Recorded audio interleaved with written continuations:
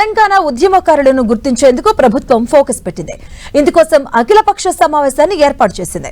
ఉద్యమకారులను గుర్తించేందుకు ప్రభుత్వం ఏర్పాటు చేసిన కమిటీ ఈ నెల 4న అన్ని పార్టీల ప్రతినిధులతో అఖిలపక్ష సమావేశం నిర్వహించనుంది.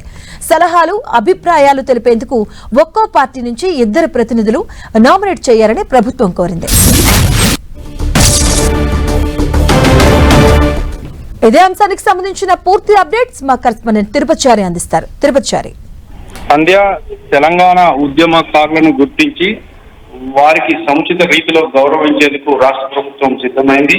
ఈ మేరకు ఇప్పటికే రాష్ట్ర ప్రభుత్వం ప్రత్యేక ఒక కమిటీని ఏర్పాటు చేసింది.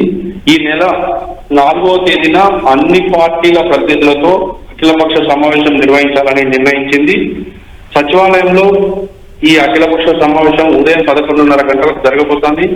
ఈ సమావేశానికి అఖిలపక్షానికి సంబంధించిన వివిధ పార్టీల నేతలు హాజరై వారి విలువైన సలహాలు, సూచనలు, అభిప్రాయాలు తెలపాలని చెప్పేసి కూడా ఒకవైపు ఒక నోటును విడుదల చేసింది సర్కార్.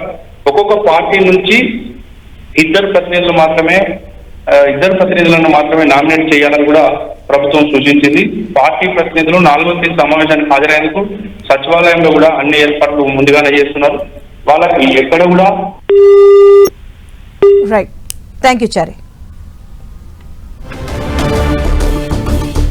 తెలంగాణ ఉద్యమకారుల గుర్తింపుపై సర్కార్ ఫోకస్ పెట్టింది. ఈ నెల 4న సచివాలయంలో ఈ విషయంపై అఖిలపక్ష సమావేశాన్ని ఏర్పాటు చేయబోతుంది. సర్కార్ ఉద్యమకారుల గుర్తింపుపై ఫోకస్ చేసింది. ఈ నేపథ్యంలోనే 4వ తేదీన సచివాలయంలో అఖిలపక్ష సమావేశాన్ని ఏర్పాటు చేయబోతుంది.